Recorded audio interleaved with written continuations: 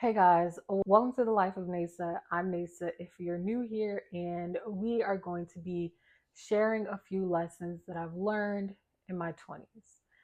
People say that your 20s are wild, okay? You're supposed to have fun, you're supposed to figure yourself out. It's supposed to be the best years of your life, but no one talks about how messy, stressful, insane it can get. I've learned so much over the last 6 years because today I'm 26. I wanted to share 6 lessons that I've learned that have completely shaped who I've become on this very day. So let's get right into it. Your 20s are wild, right? Everyone says this is a decade where you figure yourself out, but no one really tells you how messy it is, how unpredictable it can be, how confusing it can be, how stressful it can be.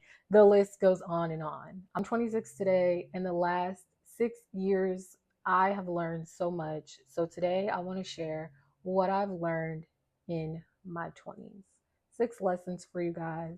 Let's get right into it. The first lesson is that while growth may be uncomfortable, it is 100% necessary. If there's one thing that I've learned in the past 6 years, it's that growth never feels comfortable, whether it's graduating college while the world is quite literally ending, moving to a new city, getting rid of friendships, getting laid off, having to start a new role. I mean, growing is scary and it's uncomfortable. Every breakthrough that I've faced has come through growth. And so it's important, it's necessary, it's something that we have to familiarize ourselves with and get over the fear and the uncomfortability that comes with it. Your 20s push you to face your discomfort, but through that discomfort is where the magic happens. Think about it. What's something that pushed you out of your comfort zone recently? And in the end, how did you see the growth from it? Leave a comment down below if you'd like. Lesson number 2, relationships are mirrors. Your relationships reflect so much back about you, whether it's a friendship or a romantic relationship. They reflect your habits, your insecurities, your strengths, even. I've realized that the people that I share my energy with are saying a lot about who I am. And I've also learned that it's okay to outgrow connections that you have with people, no matter how long you've had them, if it'll help you grow. And my biggest lesson, choose quality over quantity every time. I can count on one hand the amount of friends that I have. But I know that if I call them and I want to talk about real life problems, real world issues, if I need advice, it'll be sound advice that'll really speak to who I am. I can be myself with these people. I can pray with these people. Those are the type of relationships that I'm looking to foster. And so, very early on in my 20s, if a relationship is not that, then I no longer want it. I no longer need it. And I will no longer give any energy to it. The third lesson is to take care of your health. It's literally the foundation for everything. I'll be honest, I didn't start prioritizing my health until when I was 25. So a day ago. But no, really, I have tried veganism. I'm in that world, although I still kind of eat salmon and I have some eggs in the refrigerator, but I'm just going to finish those eggs and then I'm done. I promise. Okay. But just now educating myself on the way that I would like to nourish my body. I have also curated what I believe to be a gym routine that works for me. I think it's really important to do things that work for you and not what works for everyone else, because what works for them may not work for you. I think in the end, when we sit there and we try to make our lives look like everyone else's, that's when we do ourselves a disservice, because if I can't lift weights the way that that person does, then I don't think that I want to go to the gym. No. We need to move our bodies. We need to feed ourselves foods that make us feel good. My body is a temple given to me by the Lord. I want to honor that. I want to respect that. And to be honest, I want to live a long life. So yeah, I do walk an hour and a half on the treadmill because my heart will thank me for it later. Eating right, getting sleep, staying active, those are all things that we should no longer look at as a task, but as an investment into our future selves. Something small that I've been doing, like I said, I do try and get 10,000 steps a day. I at least try and move my body for 30 minutes a day, whether it's on the treadmill, whether it's a quick Pilates workout, whether it is the Stairmaster, something to move my body so that I can show my body a little bit of love. Lesson number 4, failure isn't final, it's feedback. Failing at things used to terrify me, and in a way, still kind of does, something that I am getting through. But I've learned that failure isn't the end, it's just feedback to keep you going. Every job I didn't get, especially in a season of layoff, having 8+ interviews, applying to over 50 jobs and not getting them, taught me why it didn't work out.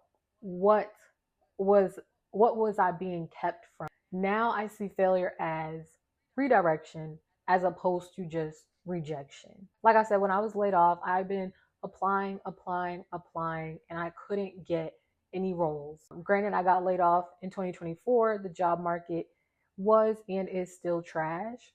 But what I learned from that is patience. Number one, I learned that when you want something, you'll eventually get it. I've been looking for a role that gave me more responsibility, that allowed me to grow in my career. And I can say that the role that I have now has done that and more.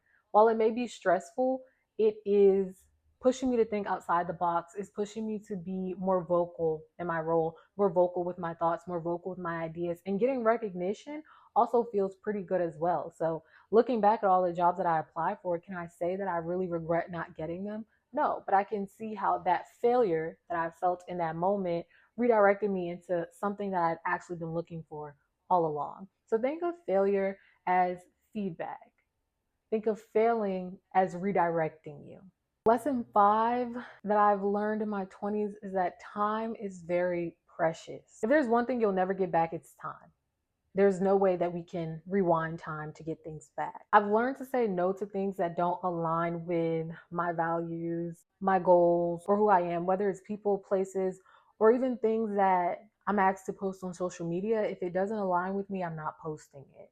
And that's simply because you know how much time it would take for me to edit this, for me to go out with someone, go out to a bar that I know I'm not going to enjoy.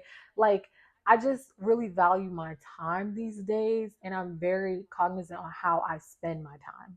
And I also am thinking about and brainstorming ways that I'd like to spend my time in this 26th year, and also heading into 2025 in 2 months. Like, what, or a month really, how do I want to spend my time? What do I find valuable these days? What do I want to spend my time on? That's been a question that's playing in my head. And if you're watching this, you get to lesson 5, I think a question that you should leave with for yourself is, how do you want to spend your time next year? How do you find yourself prioritizing your time and treating your time like the precious thing that it is? Food for thought.